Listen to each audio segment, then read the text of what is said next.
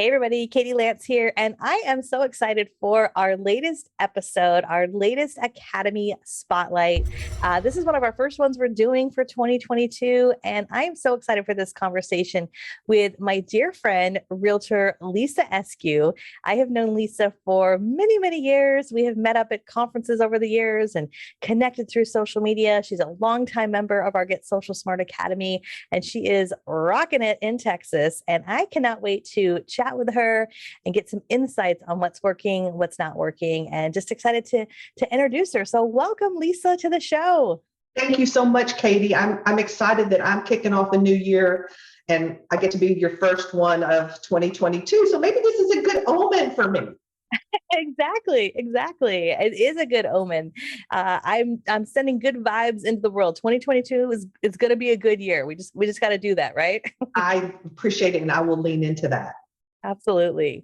So for folks who don't know you, I would love to kind of start at the beginning, and maybe you can share a little bit about how long you've been in real estate, like a little bit of your backstory, how you got into real estate, and then maybe where you're at today.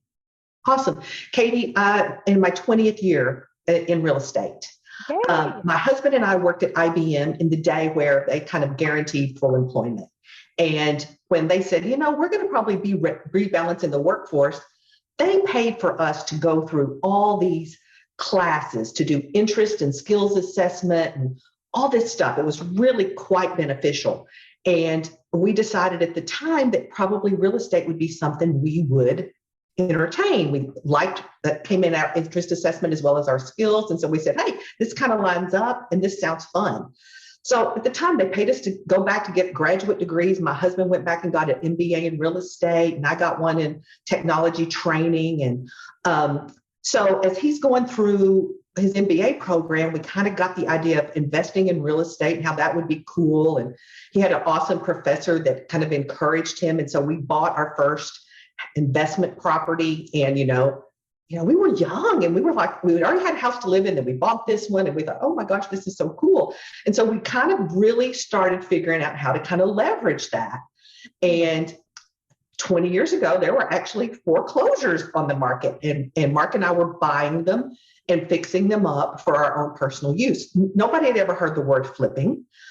We did not have the manual skill set to do the construction ourselves. So we had to gather a selection of resources to do the work for us.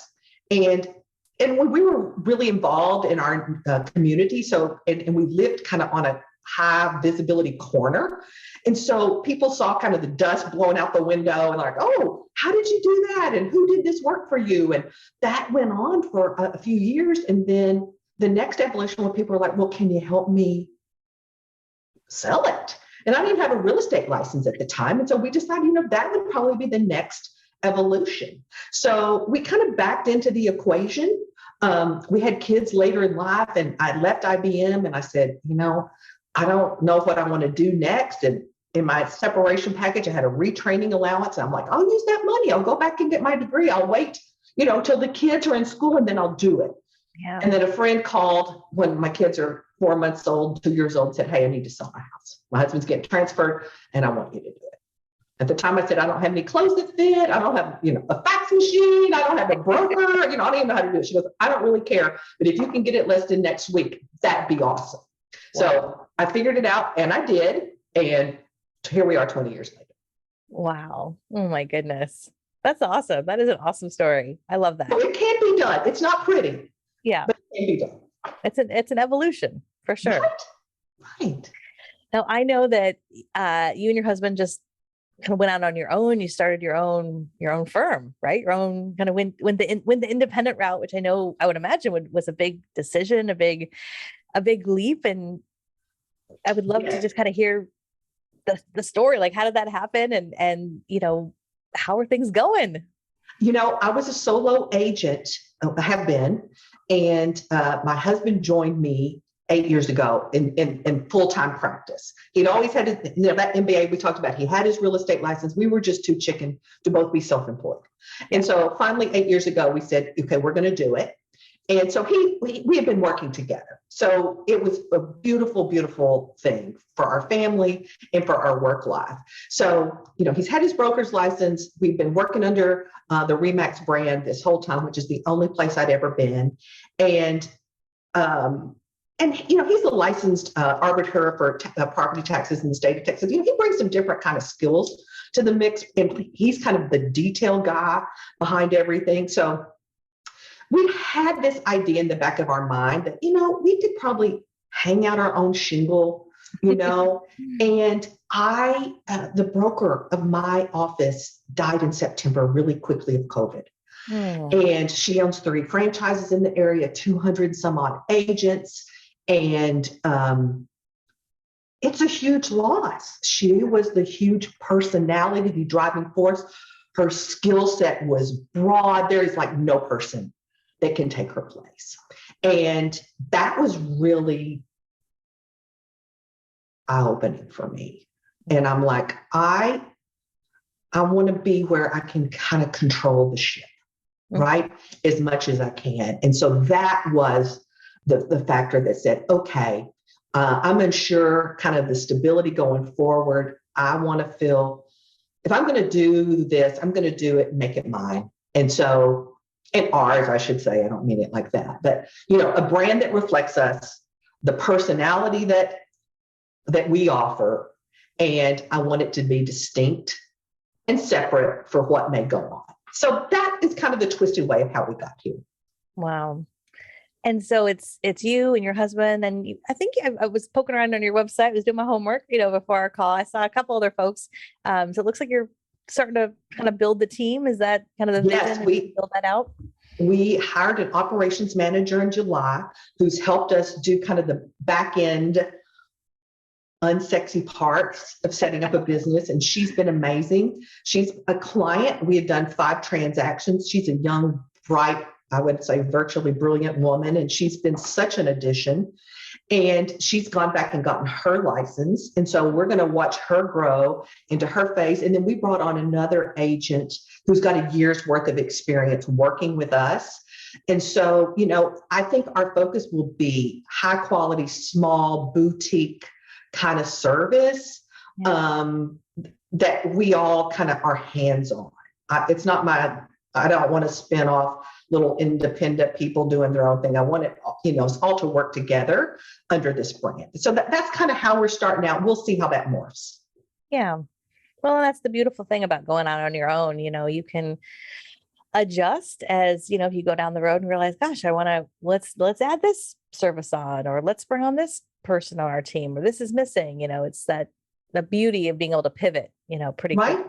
And make decisions right here. Yeah, absolutely. Make decisions right here. So we'll see. We're excited. We're trepidatious. I'm anxious, but we'll just make the next right decision. I love that.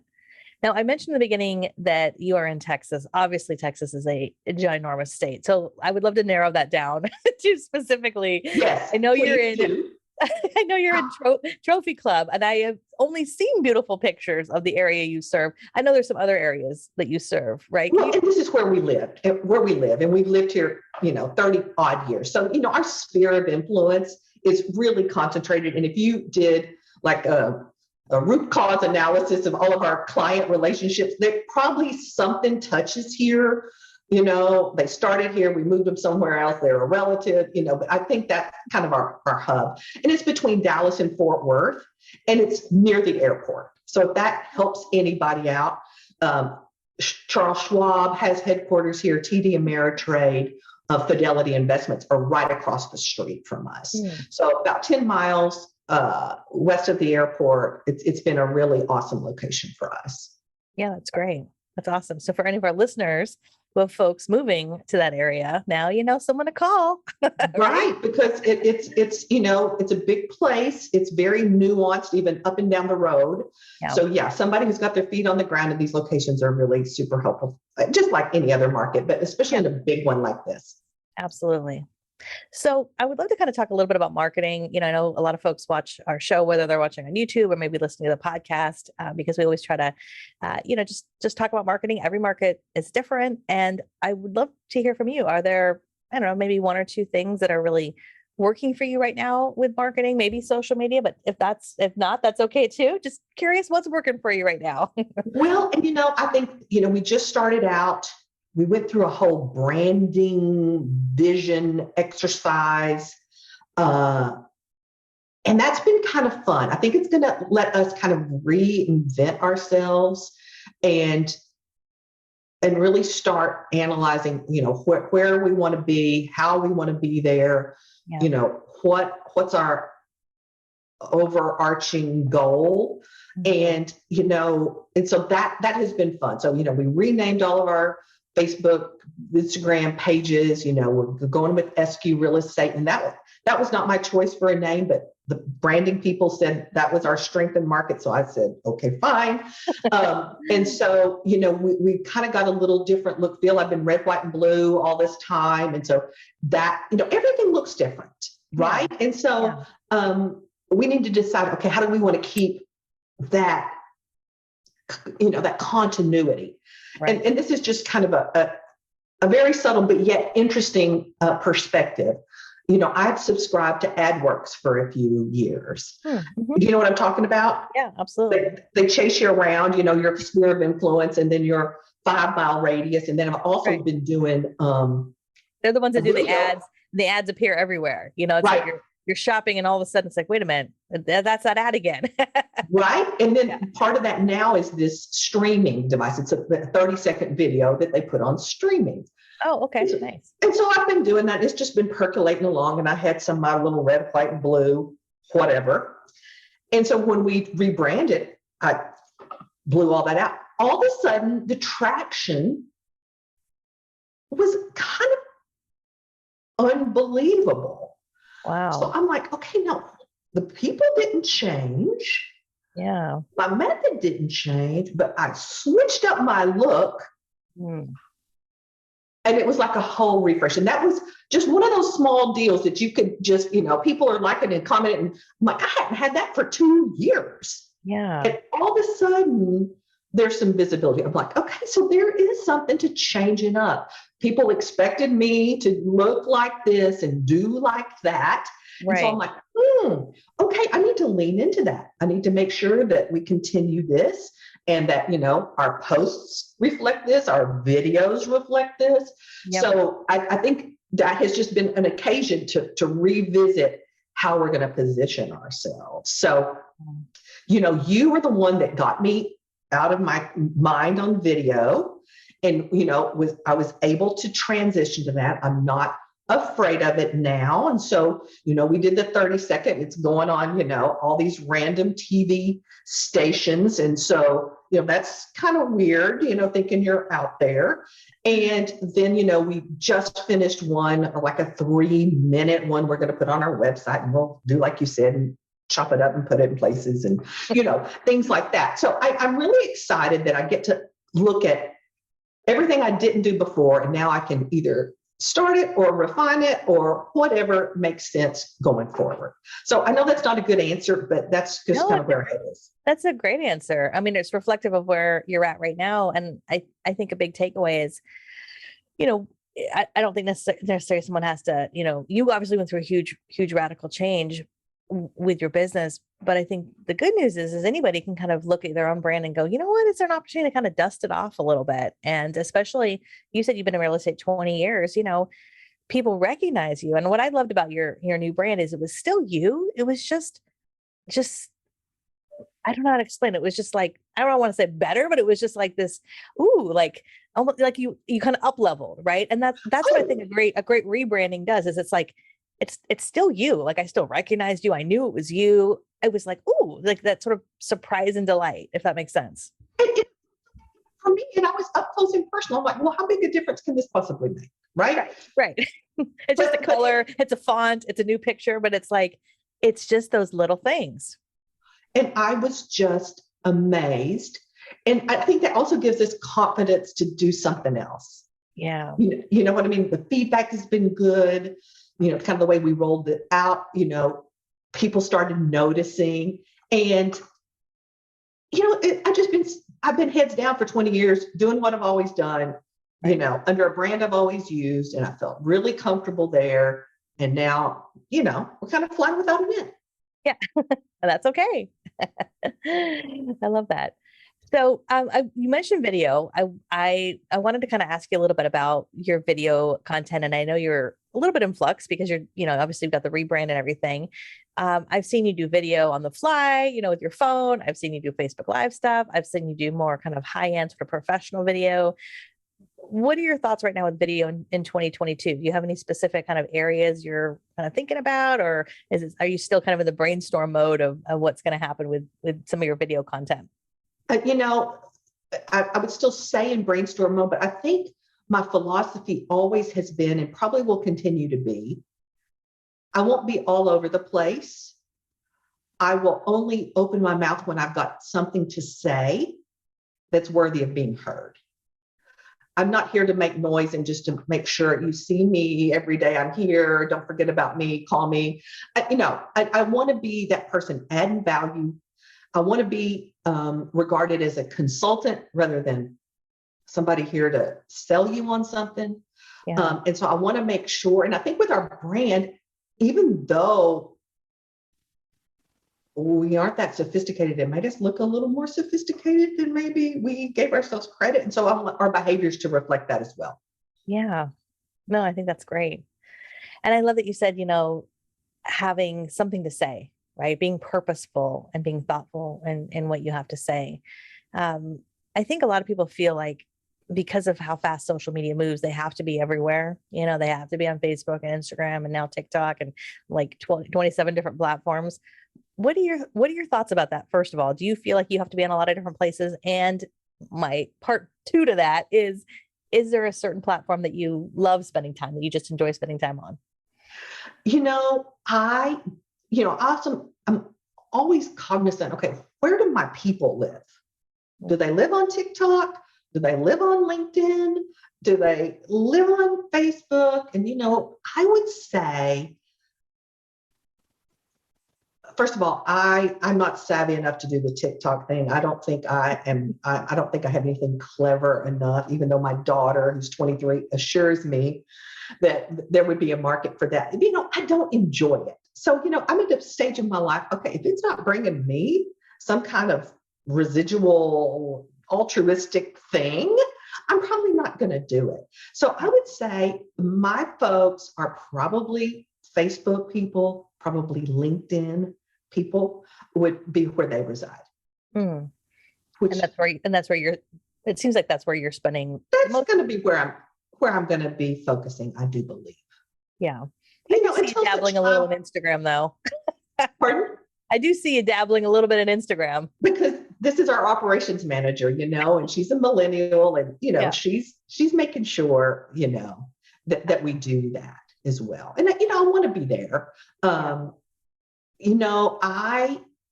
started out really big in video when Facebook business page algorithms were way better. I got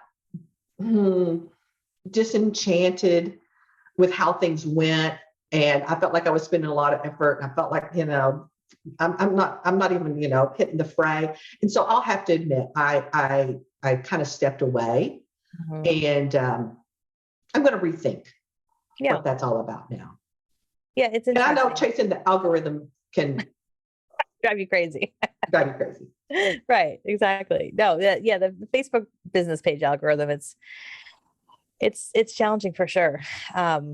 I think one of the things I've always really loved, because I probably follow you the most on Facebook, and I always feel like you have just this really good blend. Because people always ask me like, should I have a personal page, have a business page? What do you post on what? And I just feel like you have a really good like blend of both, because I see you talk about business, but it's not, I don't know how to explain it. It's not like it's in your face and you're not always talking. It's just, I know I see, your family life and holidays and travel and then business. It's like, you just have this, and I don't know if it comes natural to you, but it's just like this natural kind of blend of who you are, right? It's not like, oh, I'm Lisa the realtor and now I'm Lisa the mom. Like, it's just who you are, right? Right. And that, I think that's, and there's no strategy with that. It's when I feel compelled, then that's what I do. So I think my authentic self does come through because there's no other motivation other than what I want to share.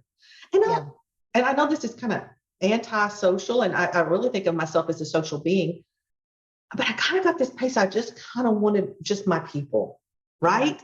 Mm-hmm. I just want my people, and I don't want to be everything to everybody and everybody chiming in. And I don't know. I think maybe I kind of hunkered down a little bit. And so that. now I'm slow to release information. Well, like you said, you want to be thoughtful. You want to have something to say, right? Yes, I really do. I really do. And I don't know. I don't know. I feel like I'm just tired of everybody posting their houses and how much they sold last year. And, that drains me when I see other people doing that. Yeah. Because I'm like, your dentist doesn't say, oh, I did 40,000 root canals last year. They just don't. And I'm like, why do we feel like that is our worth?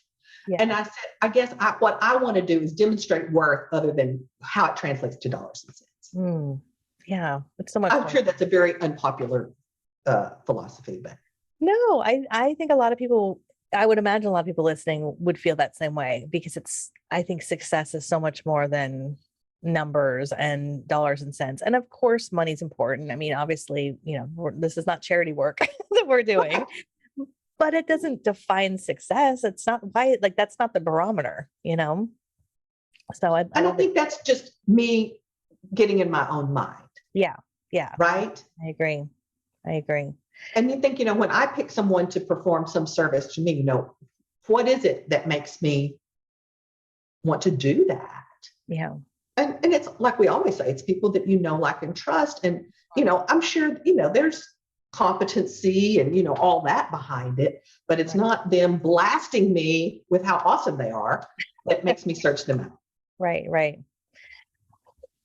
As far as your clients, do a lot of clients find you just because you've known them for a long time, or is it past clients, referrals? Is it social media? Is it kind of a mix of all of that?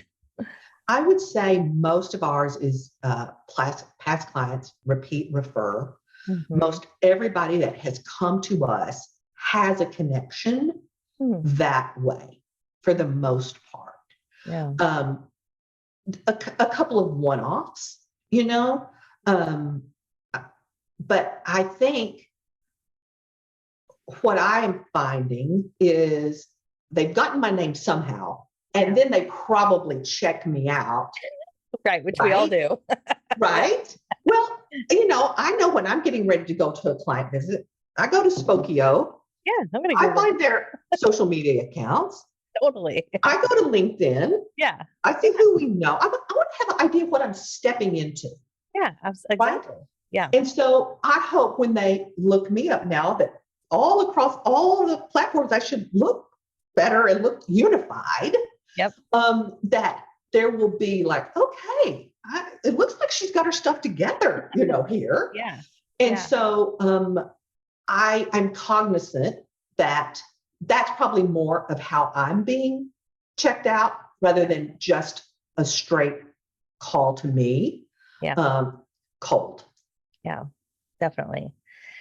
Well, 20 years, if you take care of people, right, you've kind of got a pretty decent referral base. So. Right. Yeah. You're probably now on like the people who've worked with you multiple times, and now probably their kids who've grown up, and it's like this, I would imagine, snowball effect. And, yes. And it's the business we want, Katie.